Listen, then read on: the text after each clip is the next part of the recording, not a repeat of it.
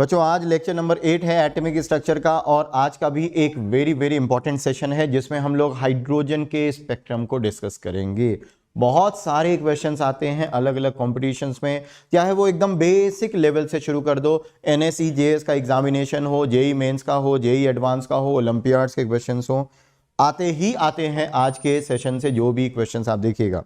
So very important session, please आप लगातार focus बनाए रखिएगा। Atomic structure lecture number 8 hydrogen spectrum आज हम लोग को स्टार्ट करना है और स्टार्ट करते हैं। इससे पहले जो प्रीवियस क्लास थी मैं बहुत जल्दी से आपको बता देता हूं कि लास्ट क्लास में हमने आपको क्या करवाया था। लास्ट क्लास में बेटा मैंने आपको बहुत इंपॉर्टेंट बोर्स थ्योरी के रिजल्ट्स डेराइव करवाए थे, जिसमें आप किसी इलेक्ट्रॉन का रेडियस, किसी इलेक्ट्रॉन की वेलोसिटी, किसी इलेक्ट्रॉन की total energy, kinetic energy, potential energy किसी भी ऑर्बिट में आप पता कर सकते हो, प्रोवाइडेड वो बोर्स थ्योरी को फॉलो कर रहा हो। जितने भी फॉर्मूले हैं बच्चे बहुत इंपॉर्टेंट हैं, रिजल्ट्स को ध्यान रखिएगा। टोटल एनर्जी का जो फॉर्मूला मैंने लिखा था, अगर आपको याद हो, total energy of electron in nth orbit is equal to -RHc into Z² upon n², और इसकी वैल्यू आपने लिखी थी -13.6 into Z² upon n² electron volt. बेटा ये याद है आपको, ये टोटल एनर्जी का फॉर्मूला है, प्लीज बहुत इंपॉर्टेंट है, याद रखिएगा। फिर कुछ एनर्जी लेवल्स के मैंने आपको एनर्जीज बताई थी और मैंने आपको सजेस्ट किया था कि उसको आप याद कर लीजिएगा, ताकि एग्जामिनेशन में आप बहुत ज्यादा टाइम मत वेस्ट करो कैलकुलेशंस में, तो वो भी आप याद कर लेना। अब आज स्टार्ट करते हैं। सबसे पहले आज के लिए स्पेक्ट्रम पढ़ने से पहले हमें यह जरूरी हो जाता है पढ़ना कि हम रिडबर्ग्स रिलेशन देखें, रिडबर्ग्स फॉर्मूला। तो आज की शुरुआत करते हैं विद रिडबर्ग्स फॉर्मूला। किस चीज के लिए फॉर्मूला है? बहुत आसान सा फॉर्मूला है, रिडबर्ग्स।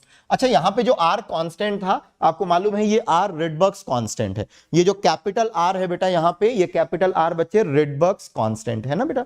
इसकी वैल्यू अगर आपको याद हो, सो आर इज रिडबर्ग्स कांस्टेंट, और रिडबर्ग्स कांस्टेंट की वैल्यू बताइए क्या थी? वैल्यू रिडबर्ग्स कांस्टेंट की वैल्यू थी 1.097 इंटू 10⁻7 मीटर इनवर्स। प्लीज इसको याद रखिएगा, ठीक है।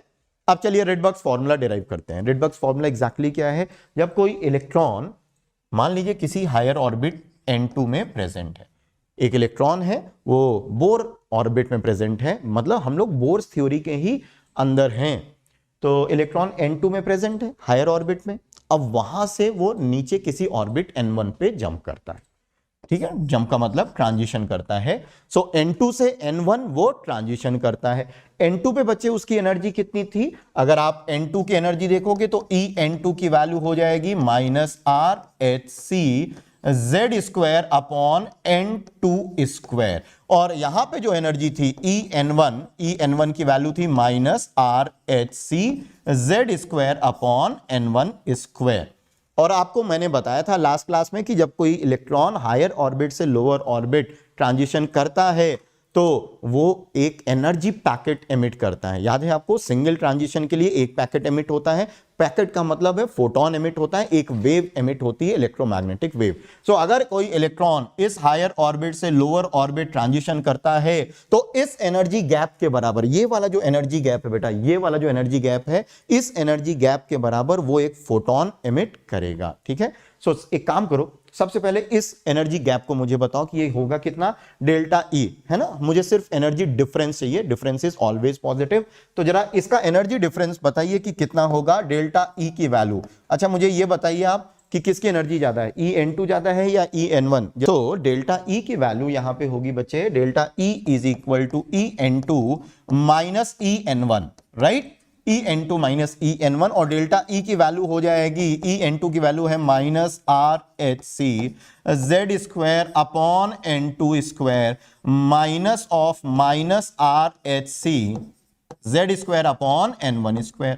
ये माइनस माइनस प्लस हो गया, और जो डेल्टा E की वैल्यू है बच्चे वो हो गया RHc Z² bracket 1 upon N1² minus 1 upon N2²। यहां तक कोई दिक्कत है ना? सिंपल है बेटा, हमने सिर्फ क्या किया, डिफरेंस ऑफ एनर्जी पता कर लिया। ये जो दोनों एनर्जी लेवल्स हैं इनके एनर्जी गैप को हमने पता कर लिया। ये जो एनर्जी गैप है, ये जो डेल्टा E है, ये मेरा किस फॉर्म में रिफ्लेक्ट होगा? यहां से एक पैकेट एमिट होगा, मतलब जब इलेक्ट्रॉन यहां से यहां जंप करेगा तो वो एक एनर्जी पैकेट एमिट करेगा, मतलब एक फोटोन एमिट करेगा। उस एनर्जी पैकेट या इलेक्ट्रोमैग्नेटिक वेव के फोटोन की अगर एनर्जी की बात करें तो वो यही एनर्जी डिफरेंस के बराबर होगा। ये जो एनर्जी डिफरेंस है इसी एनर्जी की डिफरेंस के बराबर उस पैकेट की एनर्जी होगी। सो ये जो डेल्टा ई है मेरा, क्या यही मैं hc बाई लैम्डा लिख सकता हूं बेटा? अगर वेवलेंथ लैम्डा है उस एमिटेड वेव की, तो क्या मैं hc बाई लैम्डा लिख सकता हूं या नहीं? जल्दी बताएं। लिख सकते हैं, है ना? So this delta E is equal to hc by lambda. So hc by lambda, where lambda is the wavelength of emitted photon when an electron makes a transition from n2 to n1। Lambda wavelength है उस photon की जब कोई electron higher orbit n2 से n1 jump करेगा तो। So 1 upon lambda, sorry hc by lambda is equal to r hc z square 1 upon n1 square minus 1 upon n2 square, और यहां से hc कैंसिल हो जाता है और एक शानदार रिलेशन आ जाएगा जो मैं नेक्स्ट पेज पे लिख देता हूं या यहीं पे लिख देता हूं, काफी जगह है, यहां पे लिख देते हैं बेटा। सो मेरे पास रिलेशन आ गया 1 upon lambda is equal to r z square 1 upon n1 square minus 1 upon n2 square, और इसी रिलेशन को बच्चे बोलते हैं रेडबर्ग्स फॉर्मूला। क्या आपको मालूम है कि इसी फॉर्मूले को बेटा बोलेंगे Rydberg's formula? This is our Rydberg's formula. क्या है बेटा? Rydberg's formula. रेडबर्ग साइंटिस्ट है, ऑब्वियसली रेडबर्ग साइंटिस्ट का नाम है, उन्होंने इस फॉर्मूले को दिया तो रेडबर्ग्स फॉर्मूला। 1 अपॉन लैम्डा को वेव नंबर भी बोलते हैं, ये भी ध्यान रखिएगा। 1 upon lambda is also called wave number. यहां ये जो कैपिटल आर है बच्चे, ये रेडबर्ग्स कांस्टेंट है। जेड स्क्वायर उस सिंगल इलेक्ट्रॉन स्पीशीज का एटॉमिक नंबर है। n1 लोअर ऑर्बिट है, n2 हायर ऑर्बिट है। ध्यान रखिएगा, कई बार बच्चे यहां पे कंफ्यूज हो जाते हैं, n1 n2 में कौन सा लोअर है कौन सा हायर है। ऑब्वियसली जहां n2 2 आ रहा है वो हायर ऑर्बिट है और n1 लोअर ऑर्बिट है, ठीक है। तो ये रिलेशन को क्या बोलते हैं? रेडबर्ग्स रिलेशन या रेडबर्ग्स फॉर्मूला। इसमें जो कांस्टेंट आर है उसकी वैल्यू ऑलरेडी मैं ऊपर लिख चुका हूं, प्लीज इसको लिखिए, फिर आगे बढ़ेंगे और इस पे बेस्ड एक छोटा सा क्वेश्चन मैं आपको दूंगा। मैंने आपको बोला था कि जब सिंगल स्टेप ट्रांजिशन होता है तो एक ही फोटोन एमिट होगा। ध्यान से सुन लो मैं क्या बोल रहा हूं, ध्यान से सुन लो मैं क्या बोल रहा हूं। इसके बारे में डिस्कशन लास्ट क्लास में हुआ था, लेकिन फिर से मैं बता देता हूं। जैसे मान लीजिए कोई लेट्स से कोई इलेक्ट्रॉन है थर्ड ऑर्बिट में और वो फर्स्ट ऑर्बिट में जंप करता है। थर्ड ऑर्बिट से अगर डायरेक्ट फर्स्ट ऑर्बिट पे आता है, ध्यान से सुनना बेटा, अगर थर्ड से डायरेक्ट फर्स्ट ऑर्बिट में आता है तो थर्ड से डायरेक्ट फर्स्ट पे आने पे तो वो एक फोटोन एमिट करे, मतलब सिंगल ट्रांजिशन के करेस्पॉन्डिंग 1 फोटोन। थर्ड से 1 पे आया तो 1 फोटोन। लेकिन मान लो there is also a probability कि इलेक्ट्रॉन कहेगा कि पहले हम 3 से 2 आएंगे और फिर 2 से 1 आएंगे। तो 3 से 2, 2 से 1, दिस इज एक्चुअली 2 ट्रांजिशन। आ तो रहा है 3 से 1 के बीच में ही, लेकिन ये 2 स्टेप में आ रहा है। 2 स्टेप में ट्रांजिशन है तो 2 फोटोन एमिट होंगे। सिंगल स्टेप के लिए 1 फोटोन, 2 स्टेप ट्रांजिशन के लिए 2 फोटॉन्स, 3 स्टेप ट्रांजिशन के लिए 3 फोटॉन्स। मतलब जितने स्टेप्स में ट्रांजिशन होंगे बेटा उतने नंबर ऑफ फोटॉन्स एमिट होंगे। ऑब्वियसली जो फोटोन एमिट होगा उसकी वेवलेंथ अलग अलग होगी, क्योंकि जब आप 3 से 1 डायरेक्ट ट्रांजिशन करोगे तो इस एनर्जी गैप 3 का और 1 का जो एनर्जी गैप है उसके करस्पॉन्डिंग वेवलेंथ एमिट होगी। जब अगर 3 से 2 आएगा, मतलब अगर ये लेट्स से ये वेवलेंथ लैम्डा 1 है तो 3 से 2 वाली वेवलेंथ लैम्डा 2 हम बोल सकते हैं और 2 से 1 लैम्डा 3 बोल सकते हैं। तो ये अलग अलग वेवलेंथ्स होंगी। तो ध्यान रखना कि जितने स्टेप्स में ट्रांजिशन होता है उतने ही नंबर ऑफ फोटॉन्स एमिट होते हैं, ठीक है। इस रिलेशन को हम लोग बोल रहे हैं रेडबर्ग्स रिलेशन, और इस रिलेशन पे बेस्ड खूब क्वेश्चंस आते हैं एग्जामिनेशन में। कैसे यूज करते हैं, एक सिंपल सी प्रॉब्लम पे मैं आपको बताऊंगा कि कैसे आप इसको यूज कर सकते हो। सो मैं फिर से लिख रहा हूं बेटा, 1 upon lambda which is also wave number nu bar is equal to R Z square 1 upon n1 square minus 1 upon n2 square. ये फॉर्मूला किस चीज के लिए है? कई बार बच्चे फॉर्मूला तो याद रख लेते हैं लेकिन वो भूल जाते हैं कि काहे के लिए था फॉर्मूला। तो फॉर्मूला तब यूज करोगे जब कोई इलेक्ट्रॉन हायर ऑर्बिट से लोअर ऑर्बिट जंप करे, उसकी वेवलेंथ पूछी जाए तो आप यहां से वेवलेंथ निकाल सकते हो। फ्रीक्वेंसी पूछी जाए तो आपको मालूम ही है बेटा कि इलेक्ट्रोमैग्नेटिक वेव की अगर वेवलेंथ निकाल ली तो फ्रीक्वेंसी निकालना बहुत ईजी है, क्योंकि आपके पास रिलेशन है C is equal to frequency multiplied by wavelength, ठीक है। इस रिलेशन में ये जो कांस्टेंट आर है इससे पहले ही हम लोग मिल चुके हैं, रिडबर्ग्स कांस्टेंट है और इसकी वैल्यू 1.097 इंटू 10⁻⁷ मीटर इनवर्स होती है। और अगर आप सेंटीमीटर इनवर्स में इसको लिखना चाहें तो आप इसको लिख सकते हैं 1.097। मैं बताऊं सीरियसली किन्हीं बच्चों के लिए तो ये वाला जो क्वेश्चन है कि 10⁻⁷ मीटर इनवर्स है सेंटीमीटर इनवर्स में, ये जेई से भी हार्ड क्वेश्चन हो जाता है, मतलब उनको ये नहीं आता क्योंकि वो पहला चैप्टर नहीं पढ़ते, कौन सा, units and dimensions. 1.097 into 10⁵ centimetre inverse is it's value in centimetre inverse. लेकिन ये वैल्यूज हमें बहुत कम यूज करनी पड़ती है। मैं बताऊं केमिस्ट्री में ज्यादातर वेवलेंथ्स आपको नैनोमीटर एंगस्ट्रॉम में पूछी जाएंगी और अक्सर आपको ऑप्शंस भी उन्हीं टर्म्स में मिलते हैं। तो अगर आपको नैनोमीटर एंगस्ट्रॉम में वैल्यूज पूछी जाती हैं तो एक यूजफुल रिजल्ट है, यूजफुल रिजल्ट, यूजफुल का मतलब है एग्जामिनेशन में आपकी हेल्प करेगा समय बचाने में। तो यूजफुल रिजल्ट ये है कि 1/r की वैल्यू लगभग 911 एंगस्ट्रॉम के आसपास होती है, या आप अप्रोक्सीमेटली इसको 91.1 नैनोमीटर भी लिख सकते हैं बेटा। यूजफुल रिजल्ट है, अगर आप याद रखोगे तो आपको एग्जामिनेशन में फायदा होगा, समय आपका बचेगा। ये 1/r की वैल्यू है, ध्यान रखना, ये 1/r की वैल्यू है एंगस्ट्रॉम में या नैनोमीटर में। एक क्वेश्चन करते हैं सिंपल सा, मैं आपको दे रहा हूं, आप उसका आंसर टाइप करेंगे, ठीक है। क्वेश्चन ये है, क्वेश्चन ये लीजिए, an electron in a hydrogen atom, एकदम सिंपल क्वेश्चन है, just to start, an electron in a hydrogen atom jumps from first excited state to ground state find wavelength in nanometer of the photon emitted, ठीक है। और मुझे एक चीज और बताएंगे आप, also predict whether it is visible or not, whether it is visible or not, मतलब ये आपको दिखेगी या नहीं दिखेगी। फर्स्ट एक्साइटेड का मतलब इलेक्ट्रॉन कहां पे प्रेजेंट है, n इज इक्वल टू 2 पे प्रेजेंट है, और कहां पे आ रहा है, ग्राउंड स्टेट का मतलब n इज इक्वल टू 1 पे आ रहा है। इलेक्ट्रॉन जब 2 से 1 जंप करेगा तो जो फोटोन एमिट करेगा उसकी वेवलेंथ हमें नैनोमीटर में बतानी है, नैनोमीटर में बतानी है। तो एक काम करते हैं, रिडबर्ग्स रिलेशन यूज करते हैं, 1/λ is equal to r, z square, hydrogen atom है तो z की वैल्यू 1 हो जाएगी, 1 स्क्वायर, 1/1 स्क्वायर माइनस 1/2 स्क्वायर, है ना बेटा। 1/λ is equal to r into 1 minus 1/4 is 3/4। यहां से जो लैम्डा की वैल्यू आएगी वो कितना आएगा बेटा, 4/3, लैम्डा की वैल्यू आ जाएगी 4/3 इंटू 1/r।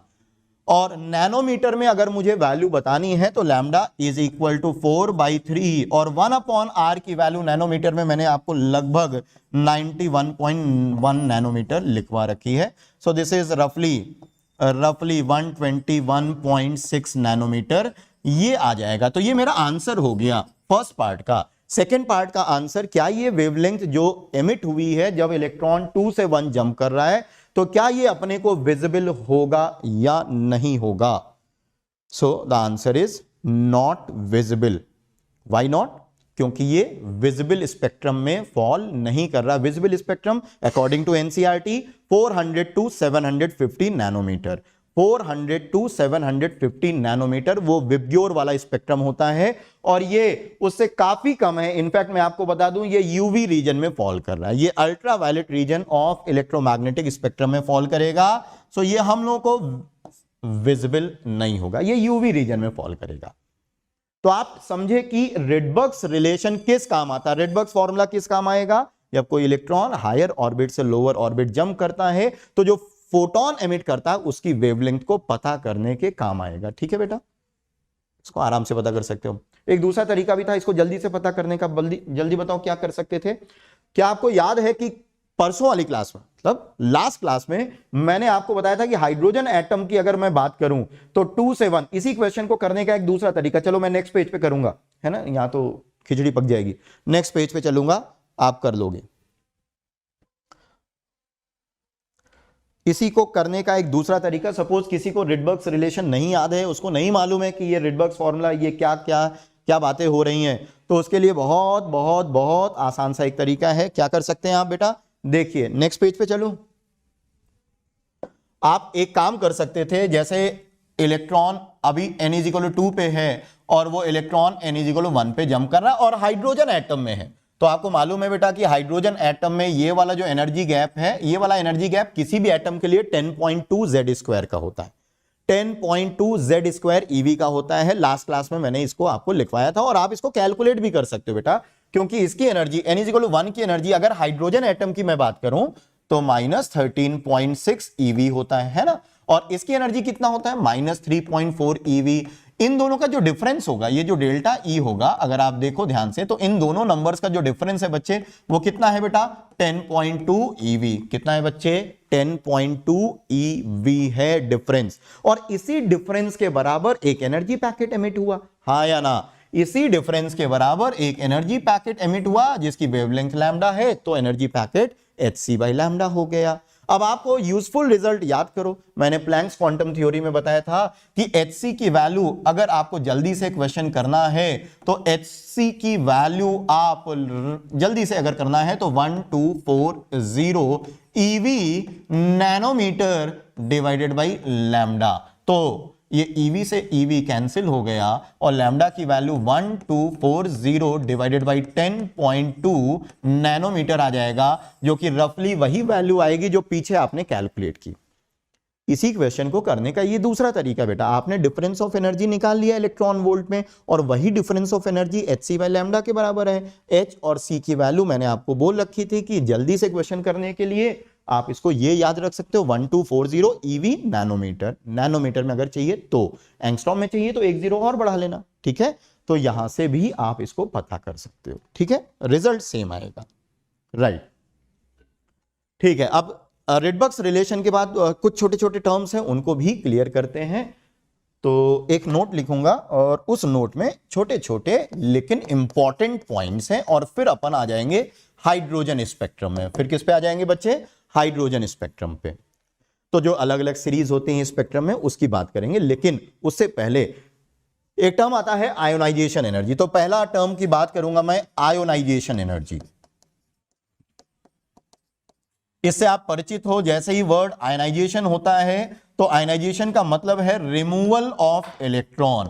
तो यहां आयनाइजेशन एनर्जी की बात तो करेंगे लेकिन सिंगल इलेक्ट्रॉन सिस्टम की। यहां आयनाइजेशन एनर्जी की मैं बात करने जा रहा हूं बेटा, लेकिन सिंगल इलेक्ट्रॉन सिस्टम्स की। सिंगल इलेक्ट्रॉन मतलब जिनमें एक ही इलेक्ट्रॉन हो। तो पहले बताओ आयनाइजेशन एनर्जी का मतलब क्या है, इसको कैसे डिफाइन करेंगे।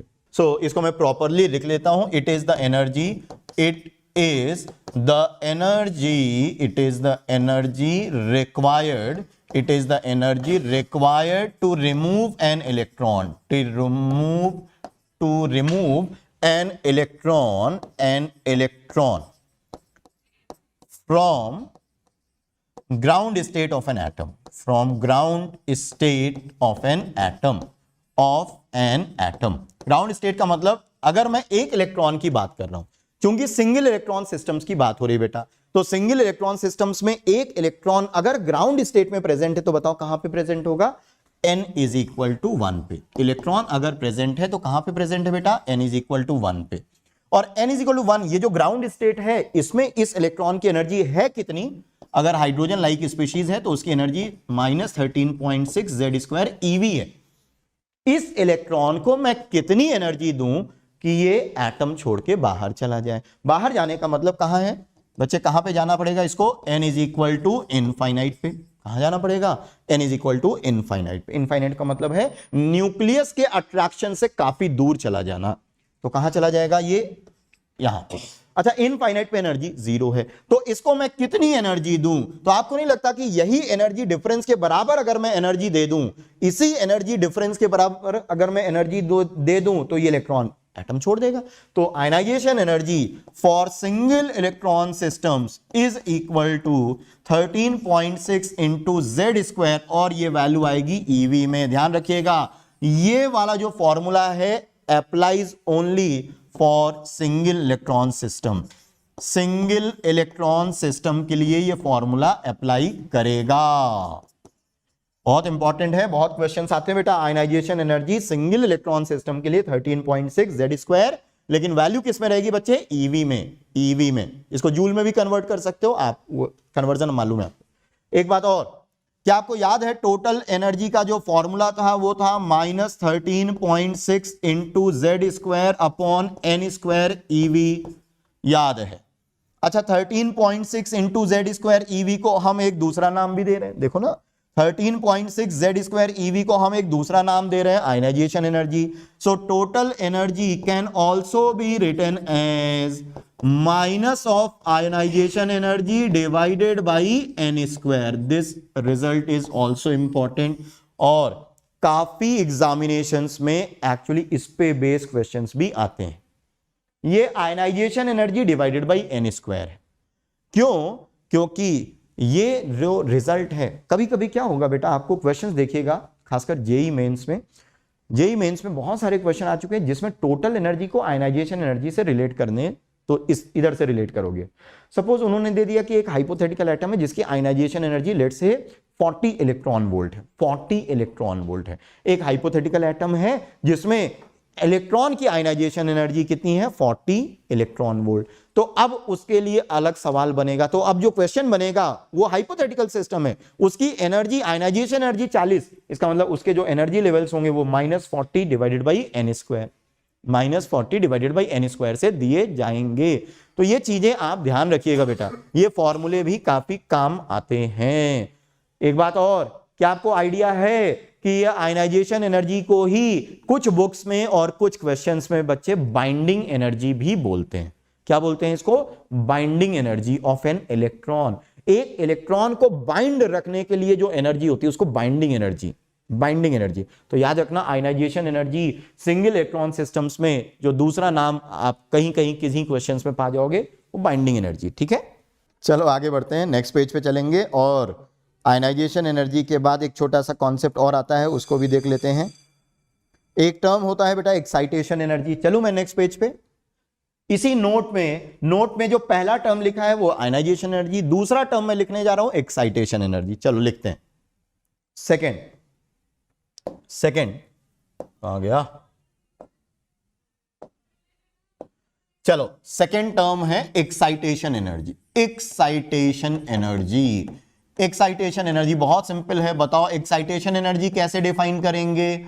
एक्साइटेशन एनर्जी कैसे डिफाइन करेंगे? आयनाइजेशन एनर्जी था, इलेक्ट्रॉन को रिमूव करना था एटम से, लेकिन एक्साइटेशन एनर्जी का मतलब है जो एनर्जी आप दोगे किसी इलेक्ट्रॉन को लोअर ऑर्बिट से हायर ऑर्बिट एक्साइट करने के लिए। इलेक्ट्रॉन को बाहर नहीं करना है एटम से, हमें लोअर ऑर्बिट से हायर ऑर्बिट इलेक्ट्रॉन को शिफ्ट करने के लिए जो एनर्जी देते हैं उसको बोलते हैं बच्चे एक्साइटेशन एनर्जी। तो इसको मैं लिख देता हूं, it is the energy, it is the energy required, it is the energy required to shift an electron, to shift an electron from a lower energy state, from a lower energy state to a higher energy state, to a higher energy state, higher energy state। Simple है बेटा, simple है। Lower energy state से अगर electron को higher energy state ले जाना है तो उसमें जो लगने वाली एनर्जी उसको आप बोलते हो एक्साइटेशन एनर्जी। फिर कई जगहों पे, कुछ बुक्स में इनफैक्ट एक टर्म मिलता है, बहुत अच्छी ऑथेंटिक बुक्स में नहीं मिलेगा आपको, एक्चुअली ये इंडियन राइटर्स की बुक में मिलेगा। एक टर्म होता है सेपरेशन एनर्जी। सेपरेशन एनर्जी मैं बहुत ज्यादा उसको, मतलब कभी भी एडवांस में, जेई एडवांस में, जेई मेंस में और ओलंपियाड्स में कभी ये टर्म यूज नहीं किया गया, लेकिन नीट के लिए, नीट के कुछ पेपर्स में काफी साल पहले एक टर्म आया था सेपरेशन एनर्जी। तो सेपरेशन एनर्जी भी समझ लो क्या है मिलता जुलता आयनाइजेशन से ही। separation energy. Separation energy. So it is the energy, it is the energy, it is the energy required, it is the energy required to remove an electron, to remove an electron from an excited state, from an excited state. अब ये क्या है बेटा, एकदम फर्जी चीज है, एकदम फालतू चीज है। इलेक्ट्रॉन को अगर आप ग्राउंड स्टेट से हटा रहे हो, मतलब n इज इक्वल टू 1 से इलेक्ट्रॉन को अगर आप रिमूव कर रहे हो, तो उस एनर्जी जो हम लोग एनर्जी देंगे उसको बोलेंगे आयनाइजेशन एनर्जी। लेकिन अगर इलेक्ट्रॉन ऑलरेडी एक्साइटेड है, अगर इलेक्ट्रॉन ऑलरेडी एक्साइटेड है मतलब किसी हायर ऑर्बिट में प्रेजेंट है, अब उस हायर ऑर्बिट से अगर आपको इलेक्ट्रॉन को हटाना है, एटम से बाहर ले जाना है, तो जो एनर्जी आप दोगे उसको क्या बोलेंगे, सेपरेशन एनर्जी। क्या बोलेंगे, सेपरेशन एनर्जी। जैसे एक छोटा सा एग्जांपल लो, एग्जांपल से क्लियर हो जाएगा। जैसे find separation energy, find separation energy in electron volt in He plus ion of an electron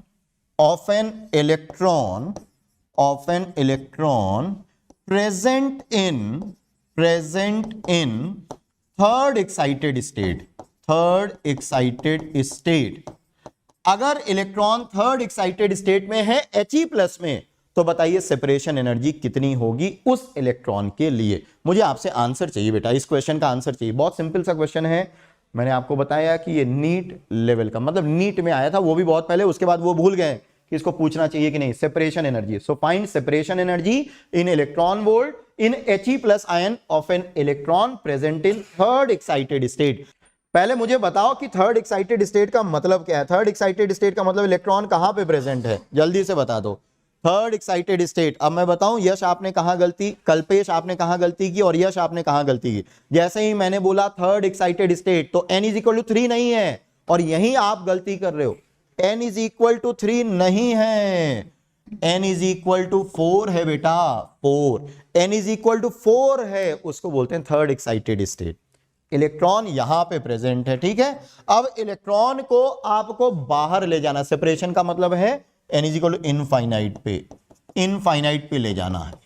तो यहां से यहां ले जाने के लिए जो एनर्जी दोगे वही अब मेरा आंसर होगा। अच्छा, n इज इक्वल टू 4 की एनर्जी बता दो। इलेक्ट्रॉन जो n इज इक्वल टू 4 पे प्रेजेंट है, तो उसकी एनर्जी कितनी होगी, -0.85 इंटू जेड स्क्वायर ईवी। याद आया, जेड स्क्वायर, z की वैल्यू He प्लस के लिए z की वैल्यू 2, तो 0.85 into Z square.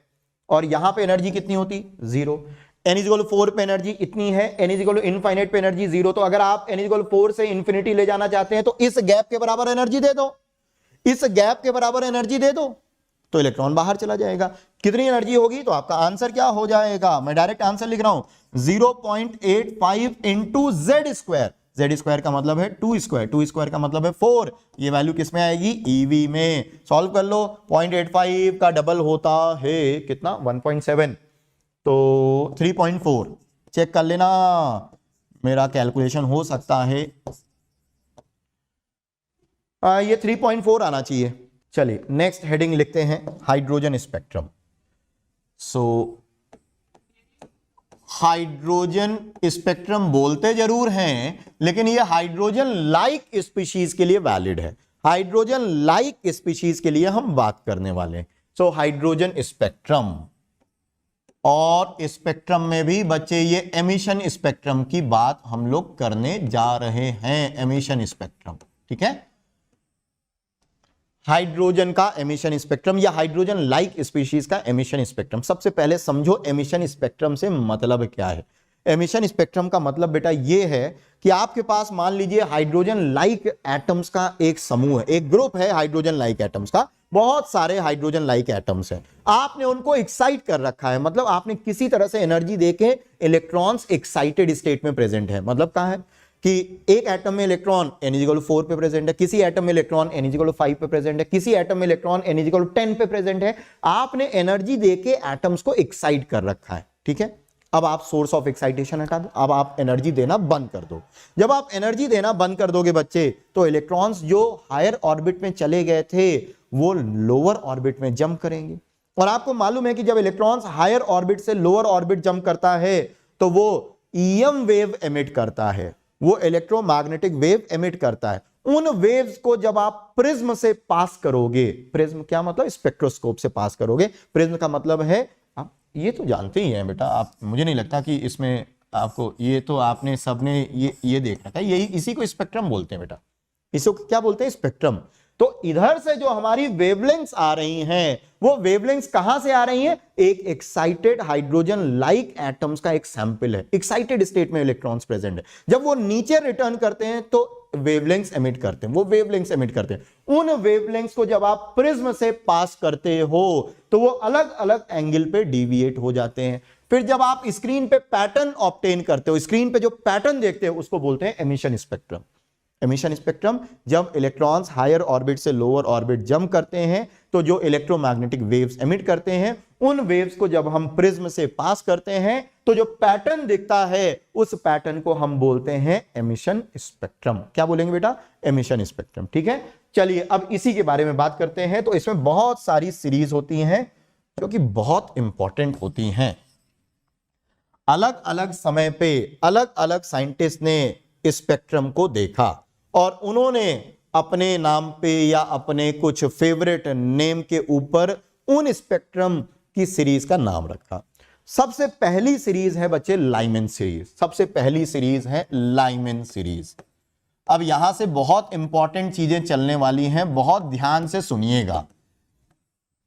Lyman series किनको बोलेंगे समझना। तो आपके पास एक हाइड्रोजन लाइक एटम्स का सैंपल है, बहुत सारे एटम्स हैं। खास बात क्या है, सभी एक्साइटेड है, सभी एक्साइटेड है मतलब इलेक्ट्रॉन्स कहीं हायर ऑर्बिट में प्रेजेंट है, कहीं पे 2 पे प्रेजेंट है, कहीं पे 3 पे प्रेजेंट है, कहीं पे 4 पे प्रेजेंट है, कहीं पे 5 पे प्रेजेंट है। इलेक्ट्रॉन्स किसी हायर ऑर्बिट में प्रेजेंट है। अब वो क्या करते हैं, इलेक्ट्रॉन्स जो हायर ऑर्बिट्स में प्रेजेंट हैं वो वापस रिटर्न करना शुरू करते हैं। ध्यान से सुनना, ध्यान से, सावधानी हटी दुर्घटना घटी। n = 1, n = 2, n = 3, 4, 5 and so on. यहां पे मैं कुछ ट्रांजिशंस बनाने जा रहा हूं, यहां पे मैं कुछ ट्रांजिशंस बनाने जा रहा हूं। ध्यान से देखना बेटा, ट्रांजिशंस में एक ट्रांजिशन ये रहा, दूसरा ट्रांजिशन ये रहा, तीसरा ट्रांजिशन ये रहा, चौथा ट्रांजिशन ये रहा। ध्यान रखिएगा एक ही एटम में नहीं हो रहा है, क्योंकि कई बार बच्चों के मन में कंफ्यूजन है, सर एक एटम में तो एक ही इलेक्ट्रॉन है, तो ये सारे इतने सारे कैसे ट्रांजिशन, अगर 2 से 1 इलेक्ट्रॉन जंप किया तो 3 से 1 कैसे? नहीं, एक एटम नहीं, आपके पास सैंपल ऑफ एटम्स है, मतलब लाखों करोड़ों एटम्स हैं, लाखों करोड़ों एटम्स हैं। तो किसी एटम में इलेक्ट्रॉन 2 से 1 जंप किया, किसी दूसरे एटम में इलेक्ट्रॉन 3 से 1 जंप किया, किसी तीसरे एटम में इलेक्ट्रॉन 4 से 1 में जंप किया, कहीं और पे 5 से 1 जंप किया। इन सभी ट्रांजिशंस में कॉमन क्या है? जरा देखिए इन सभी ट्रांजिशंस में क्या चीज कॉमन है। इन सभी ट्रांजिशंस में क्या चीज कॉमन है? इन सभी ट्रांजिशंस की खास बात यह है कि सारे ट्रांजिशंस में इलेक्ट्रॉन जंप करके 1 पे आ रहा है, जंप करके 1 पे, जंप करके 1 पे, जंप करके 1 पे। तो लाइमन सीरीज की लाइंस में ध्यान से सुन लो, लाइमन सीरीज की लाइंस में n1 की वैल्यू हो गई 1। रिडबर्ग्स रिलेशन, रिडबर्ग्स रिलेशन क्या था याद करो, रिडबर्ग्स फॉर्मूला, रिडबर्ग्स फॉर्मूला क्या था, 1/λ is equal to RZ², 1/n1² minus 1/n2²। ये रिडबर्ग्स रिलेशन है। रिडबर्ग्स रिलेशन में लाइमन सीरीज के लिए n1 की वैल्यू फिक्स हो गई बेटा 1। लाइमन सीरीज के लिए n1 की वैल्यू फिक्स हो गई कितनी, 1। तो लाइमन सीरीज के लिए n1 की वैल्यू हो गई 1। इसका मतलब अगर मैं लाइमन के लिए वेवलेंथ लिखना चाहूं तो 1/λ Lyman is equal to Z², 1/1² minus 1/n2², और n2 की वैल्यू 2 हो सकती है, 3 हो सकती है, 4 हो सकती है, 5 हो सकती है, कुछ भी हो सकती है up till infinite. So this is the general formula to calculate wavelength of Lyman series. Lyman series का मतलब है वो वेवलेंथ्स जब इलेक्ट्रॉन किसी हायर ऑर्बिट से 1 पे जंप करता है तो उन वेवलेंथ्स को हम बोल देते हैं कि लाइमन सीरीज की है, क्योंकि लाइमन भैया ने सबसे पहले देखा था। ठीक है, लाइमन भैया ने देखा तो लाइमन ने कहा कि ये मेरी लाइंस है, अब इन पे मेरा पेटेंट है, मेरा नाम चढ़ेगा इन पे। ठीक है, तो ठीक है, हम लोग लाइमन को ऑनर देंगे और ये लाइंस लाइमन सीरीज की हैं। कुछ छोटे छोटे बातें हैं वो भी ध्यान से देखो। 2 से 1, 1 पे आने का मतलब लाइमन सीरीज, 1 पे आने का मतलब लाइमन सीरीज। 2 से 1 इस वाली लाइन को बोलते हैं अल्फा लाइन या लाइमन की first line. This is alpha line of Lyman series, Lyman series की अल्फा लाइन या first line of Lyman series, first line of Lyman series. 3 से 1 ये वाली लाइन, इसको बोलेंगे बीटा लाइन, बीटा लाइन या बेटा ये second line of Lyman series है। ये सब छोटी छोटी चीजें हैं, ध्यान रखिएगा। Second line of Lyman series transition होगा 3 से 1, first line of Lyman series 2 से 1, सेकेंड लाइन 3 से 1, थर्ड लाइन 4 से 1, फोर्थ लाइन 5 से 1। समझ रहे हैं? सो this is third line gamma, gamma, और इसको आप थर्ड लाइन भी बोल सकते हो। किस सीरीज की? थर्ड लाइन किस सीरीज की है? लाइमन सीरीज की, क्योंकि 1 पे आ रहा है, 1 पे आ रहा है तो लाइमन सीरीज है। थर्ड लाइन 4 से 1, थर्ड लाइन 4 से 1। तो ये बेटा ये चीजें मालूम होनी चाहिए, क्योंकि एग्जामिनेशन में मान लो आपसे क्वेश्चन पूछे कि 10th line of Lyman series की वेवलेंथ बताओ, तो आपको मालूम तो होना चाहिए कि ट्रांजिशन होगा कहां से कहां। लाइमन बोला तो 1 पे आना है, 10th लाइन का मतलब कहां से आएगा? जल्दी बताओ, टाइप करके बताओ कहां से आएगा। 10th line of Lyman series, जल्दी बताओ। 1 पे आना, लाइमन का मतलब 1 पे आना है, 10th लाइन का मतलब कहां से आएगा? अच्छा ठीक है, मेरी बात ध्यान से सुनना, मेरी बात ध्यान से सुनना बच्चों। ये इनफाइनाइट से कहीं से आ रही है, ये इनफाइनाइट से कहीं से आ रही है, इनफाइनाइट से बहुत दूर से कहीं से आ रही है। ठीक है, ये वाली लाइन। इन सभी लाइंस में लॉन्गेस्ट वेवलेंथ वाली लाइन बताओ। लाइमन की इन सभी वेवलेंथ्स में लॉन्गेस्ट वेवलेंथ कहां से कहां ट्रांजिशन करूं? लाइमन की लॉन्गेस्ट वेवलेंथ, लाइमन मतलब 1 पे आना है, लॉन्गेस्ट। अब बताओ कौन सी वेवलेंथ को मैं लॉन्गेस्ट बोलूं, कौन सी वेवलेंथ को मैं लॉन्गेस्ट बोलूं? सोच समझ के आंसर करना। Longest wavelength of Lyman, Lyman मतलब 1 पे आना है। अब बताओ कहां से 1 पे लाऊं तो लॉन्गेस्ट होगा? ये जो लॉन्गेस्ट वेवलेंथ है, तो कई बार बच्चे सोचते हैं कि लॉन्गेस्ट तो सर इनफाइनाइट से, यही सबसे लंबी दिख रही है, यही सबसे लंबी दिख रही, तो यही लॉन्गेस्ट लाइन। लॉन्गेस्ट वेवलेंथ पूछा मैंने, लॉन्गेस्ट वेवलेंथ। याद रखना बेटा, एनर्जी और वेवलेंथ में इनवर्स रिलेशन होता है, एनर्जी और वेवलेंथ में इनवर्स रिलेशन होता है। यदि मुझे वेवलेंथ सबसे ज्यादा चाहिए तो एनर्जी गैप सबसे कम चाहिए। अरे डेल्टा ई की value hc by lambda, delta E की वैल्यू hc बाई लैम्डा। अगर मुझे वेवलेंथ मैक्सिमम चाहिए तो ये जो एनर्जी गैप है ये मिनिमम चाहिए कि नहीं चाहिए? अगर ये वेवलेंथ मैक्सिमम चाहिए तो एनर्जी गैप मिनिमम चाहिए। इन सभी एनर्जी गैप्स में आपको नहीं लगता कि ये वाला एनर्जी गैप सबसे कम है? ये वाला थोड़ा ज्यादा, ये वाला थोड़ा और ज्यादा है, ये वाला एनर्जी गैप सबसे कम है।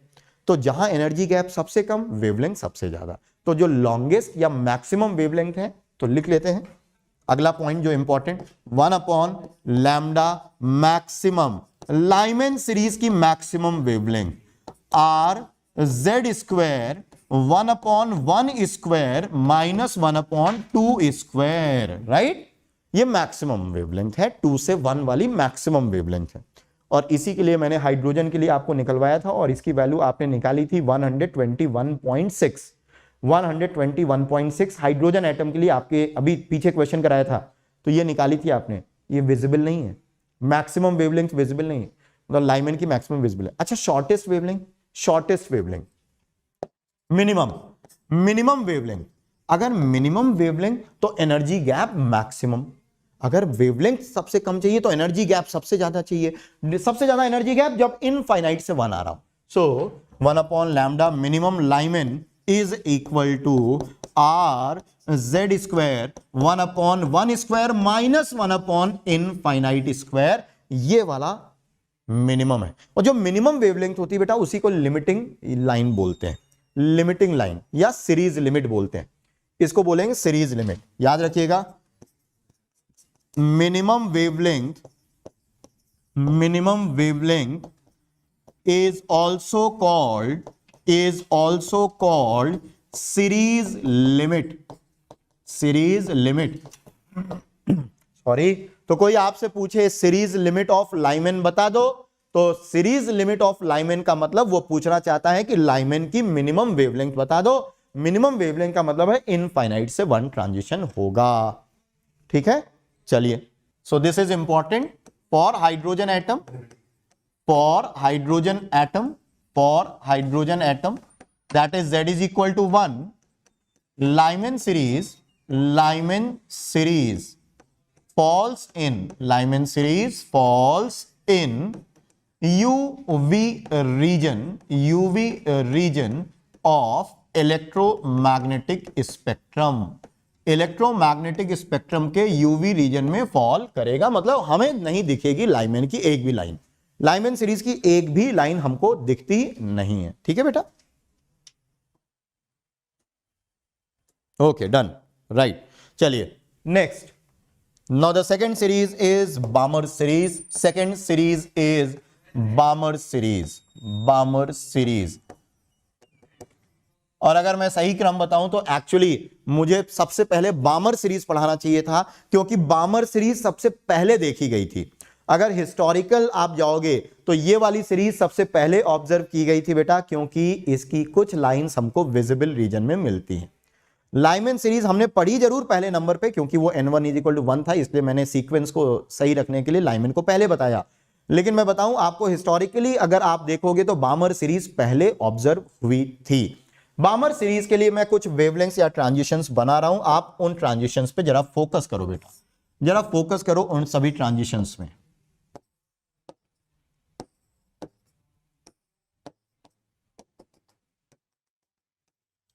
आप जरा फोकस करिएगा इन ट्रांजिशंस पे। हम कुछ ट्रांजिशंस यहां पे बना रहे हैं। एक्साइटेड एटम्स का सैंपल है, वो नीचे रिटर्न करते हैं। रिटर्न करने पे वो कुछ इस तरह की वेवलेंथ्स एमिट करते हैं, वो कुछ इस तरह की वेवलेंथ्स एमिट करते हैं। इन सभी ट्रांजिशंस में आपको क्या चीज कॉमन दिख रहा है?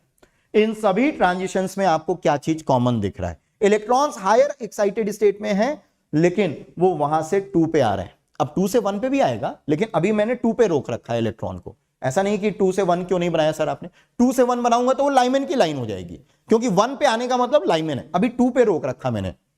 तो इन सभी ट्रांजिशंस में अगर आप कॉमन चीज देखोगे तो वो देखोगे कि सभी 2 पे लैंड कर रहे हैं, सभी 2 पे फाइनली आ रहे हैं। तो इसका मतलब है बामर सीरीज के लिए N1 की वैल्यू फिक्स हो जाती है 2। और अगर मैं जनरल फॉर्मूला लिखूं 1/λ बामर, 1/λ is equal to RZ square 1/2 square minus 1/N2 square। यहां पे बेटा N2 की वैल्यू हो जाती है 3, 4, 5 and so on up till infinite। So this is the general formula for Balmer series wavelengths। बामर की पहली लाइन, फिर से वही सारी बातें। ये जो बामर मतलब 2 पे आना, बामर मतलब 2 पे आना, पहली लाइन मतलब 3 से 2, बामर मतलब 2 पे आना है, पहली लाइन का मतलब है 3 से 2। ये this is first line of बामर, first line, इसी को बेटा अल्फा लाइन भी बोलते हैं। ये क्या हो गई मेरी सेकेंड लाइन, ये मेरी सेकेंड लाइन हो गई। सेकेंड लाइन कौन सी? 4 से 2, इसी को बीटा लाइन भी बोल सकते हो, बीटा लाइन। ऐसे ही बच्चे ये थर्ड लाइन ऑफ बामर हो गई, ये थर्ड लाइन हो गई, थर्ड लाइन, इसी को आप गामा भी बोल सकते हो, है ना। सो फर्स्ट लाइन 2 पे आना है 3 से 2, सेकेंड लाइन 4 से 2, थर्ड लाइन 5 से 2, फोर्थ लाइन 6 से 2। तो आपको क्या करना है? +2 ऐड करना है। जैसे मैंने बोला फोर्थ लाइन तो 2 ऐड कर दो, 6 से 2।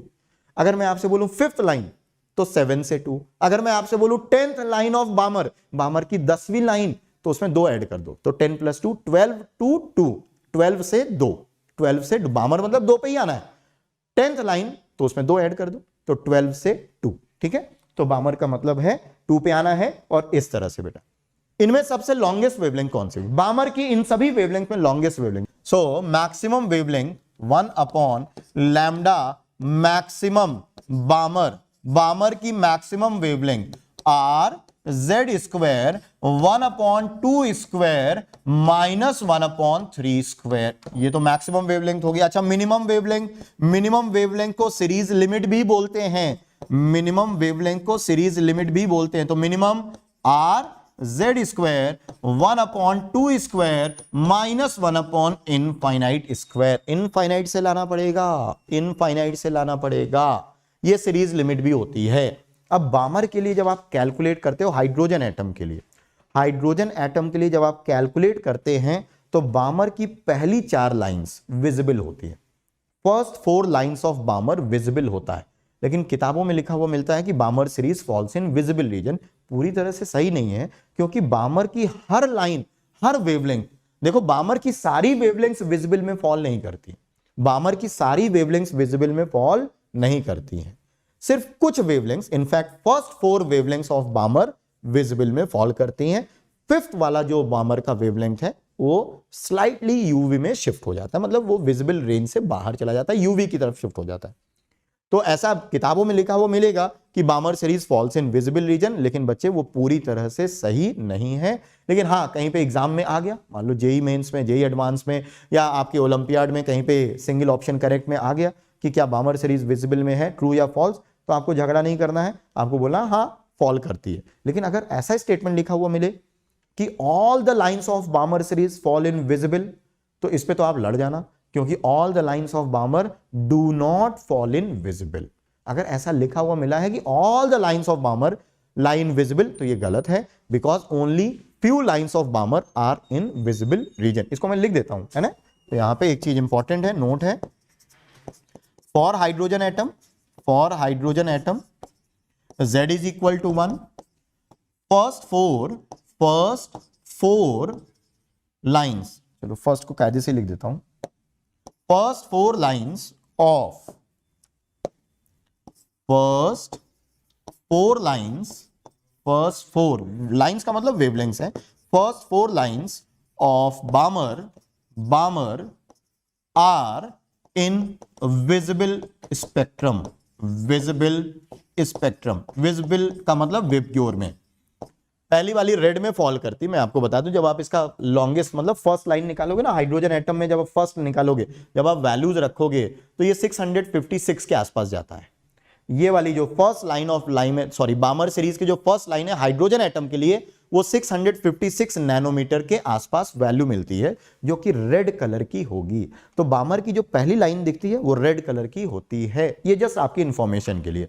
बामर की जो फर्स्ट लाइन दिखती है हाइड्रोजन एटम की मैं बात कर रहा हूं बेटा, जब Z की वैल्यू 1 रखोगे यहां पे, तो फिर आपको मिलेगा रेड कलर की एक लाइन। ठीक है, ये जस्ट आपकी इंफॉर्मेशन के लिए है। ठीक है, इसको लिखो, फिर आगे चलते हैं। अब आगे बहुत टीडियस जॉब है, वैसा ही मोनोटोनस। आगे बस सीरीज का मैं नाम लिखूंगा, N1 की वैल्यू लिखूंगा और फिर लॉन्गेस्ट शॉर्ट, ये नहीं बनाएंगे अब बार बार। ठीक है, ये बार बार नहीं बनाएंगे। Third series is Paschen series. So third series is Paschen series. Paschen series के लिए बच्चे N1 की वैल्यू हो जाएगी 3। अब मैं डायरेक्ट लिख रहा हूं N1 की वैल्यू 3 बिना डायग्राम बनाए हुए। सो अगर मैं इसका जनरल फॉर्मूला लिखना चाहूं lambda Paschen, lambda Paschen is equal to RZ square 1/3 square minus 1/N2 square. अब बेटा N2 की वैल्यू 4, 5, 6 अप टू कुछ भी इनफाइनाइट तक, कुछ भी हो सकती है। ये हो गया पास्चन सीरीज। पास्चन की लॉन्गेस्ट वेवलेंथ, पास्चन की लॉन्गेस्ट, अब लॉन्गेस्ट पे भी अब आपको ट्रेंड पता ही चल चुका, जस्ट ऊपर वाला जो ट्रांजिशन हो, जस्ट ऊपर से जो ट्रांजिशन होता है वो लॉन्गेस्ट होता है, और इनफाइनाइट से जो आता है वो शॉर्टेस्ट मतलब मिनिमम। सो यहां पे अगर मैं longest lambda maximum Paschen, lambda maximum Paschen is equal to RZ square 1/3 square minus 1/4 square. ठीक है, और 1/लैम्डा मिनिमम, जिसको सीरीज लिमिट भी बोलते हैं, पास्चन की अगर आप सीरीज लिमिट या मिनिमम वेवलेंथ, तो मिनिमम वेवलेंथ मिलेगी 1/3 square minus 1/इनफाइनाइट square, right. 1/3 square minus 1/इनफाइनाइट square. Hydrogen atom के लिए, तो for hydrogen atom, for hydrogen atom मतलब Z की वैल्यू अगर 1 है तो Paschen series, Paschen series falls in IR region, infrared region में फॉल करती है, मतलब ये विजिबल नहीं है, ये शिफ्ट हो चुकी है इंफ्रारेड में, और सारी लाइंस इसकी इंफ्रारेड में मिलेंगी बेटा। इसकी सारी लाइंस इंफ्रारेड में मिलेगी हाइड्रोजन एटम के लिए, मतलब जब आप Z की वैल्यू 1 रखोगे तो पास्ट चेन का मतलब कहां पे आना है, 3 पे आना है। अगर किसी से मैं पूछूं कि fifth line of past chain कहां से कहां ट्रांजिशन होगा, राइट। अब एक क्वेश्चन है कि हमको कहां तक सीरीज याद रखनी है, जहां तक लिख रहे हैं वहां तक याद रखनी है बेटा, है ना। 6 है टोटल, 6 है, घबराने की जरूरत नहीं। हालांकि आगे मीनिंगलेस होती हैं, बहुत सारे क्वेश्चंस आपको नहीं मिलते हैं, लेकिन फिर भी हमारे सिलेबस में तो है ही है, तो वहां तक तो हमें नाम याद रखने ही रखने हैं। चलो आगे चलते हैं। 4th नंबर की जो सीरीज है वो है ब्रैकेट सीरीज। ब्रैकेट सीरीज, ठीक है, ब्रैकेट सीरीज। ब्रैकेट सीरीज के लिए बेटा n1 की वैल्यू हो जाएगी 4, है ना। और अगर मैं जनरल फॉर्मूला लिखना चाहूं, तो 1 upon lambda Brackett is equal to R z square 1 upon 4 square minus 1 upon n2 square. और यहां जो n2 की वैल्यू होगी वो 5, 6, 7 एंड सो ऑन। फिर से बेटा मैक्सिमम वेवलेंथ जस्ट ऊपर वाला transition, 1 upon lambda maximum Brackett is equal to R z square 1 upon 4 square minus 1 upon 5 square. n2 की वैल्यू, सॉरी n2 तो हो गया 5 से 4, ठीक है, 5 से 4। अच्छा मिनिमम यहीं पे लिख लेते हैं, मिनिमम चलिए 1 upon lambda minimum past chain series limit, past chain की सीरीज लिमिट इनफाइनाइट से, सो पास्ट चेन नहीं ब्रैकेट है। अब ये इतना टीडियस है कि मेरा भी दिमाग बोल चुका है, अब मैं आगे लिखूंगा नहीं, आप लिख लेना। Brackett R z square 1 upon 4 square minus 1 upon infinite square, ठीक है।